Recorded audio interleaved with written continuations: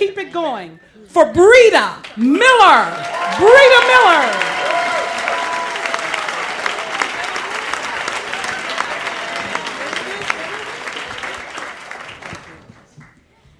My husband Jim and I have 3 children, all adopted from South Korea.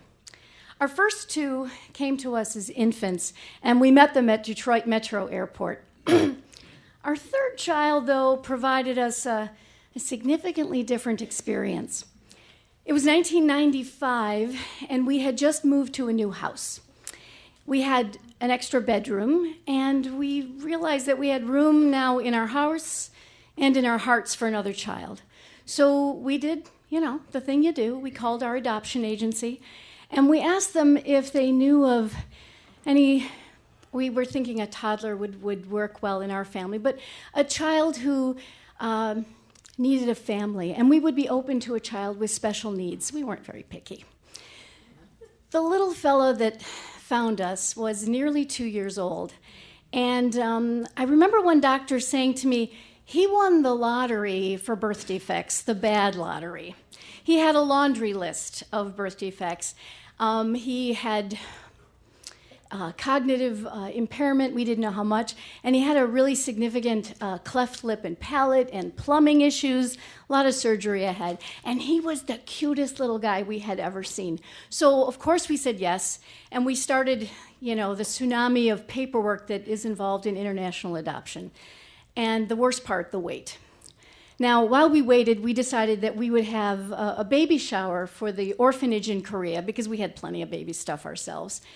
And I decided that I needed to make a little book to help him adjust to his new family. He was nearly 2, and I wanted to ease his transition to our family. So I cut out pictures of our house, of his new bedroom and his bed and our dog and his new brother and sister, his mom and his new blonde father.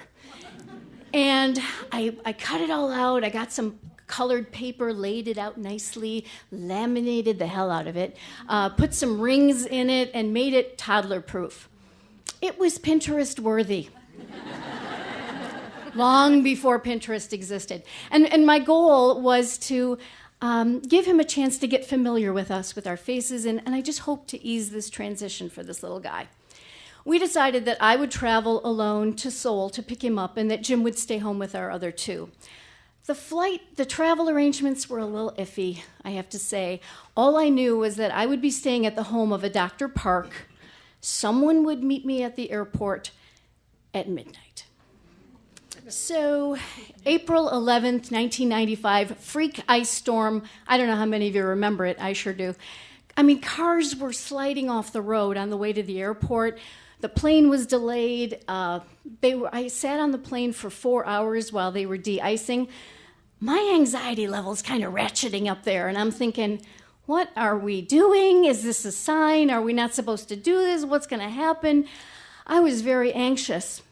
This whole time, this one song, a hymn, kept playing over and over on repeat in my head. Be not afraid, I go before you always, over and over again. Finally, the plane landed in Seoul. It was midnight, and I just got really anxious, and I'm thinking to myself, what if nobody's there to meet me? What am I going to do? The agency's closed.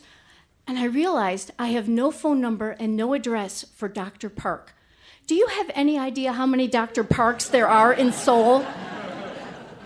So I knew I had to get my luggage, so I got my luggage, go through customs. I'm walking down this long corridor in the airport, and I see these double doors. And the hymn is going through my head, and I'm thinking, yep, that's right. You go before me, you go right ahead. I see the double doors, I take a deep breath, and I push my way through.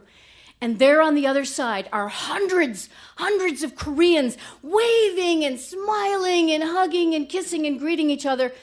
And I'm really starting to panic, thinking, oh no, what am I going to do? And I see him, a tall, thin man standing at the back holding a white piece of paper that says, Mrs. Miller. That's me!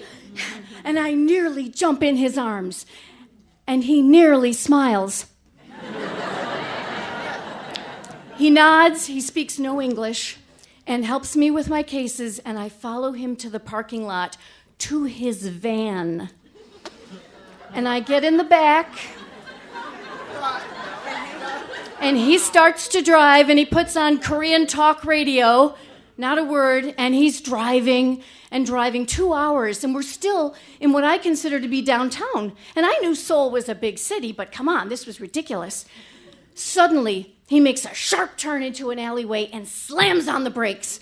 Be not afraid.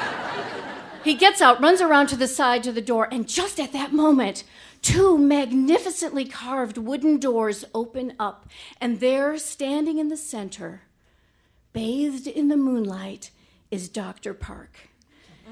Hello? She greets me warmly and shows me to my room. The next day, I meet my son. Jae-suk, or Evan as we called him, was a sweet, very busy little baby. And on the plane, he was really fidgety and lots of people wanted to hold him. And he would go to them. But the minute he was in their arms, he would reach up to me and say, Oma, which is Korean for mama. And I thought, the book, yes! So I got home, and about a week later, not only did I have a new baby, but we were in a new house. And I looked out into the green grass, and I saw leaves sprouting up through the grass.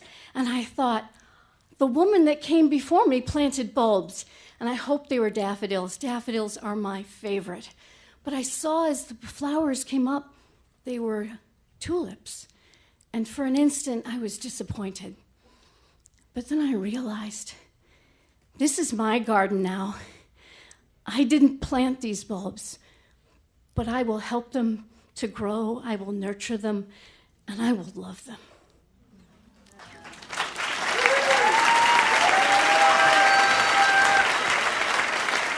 Breeda Miller.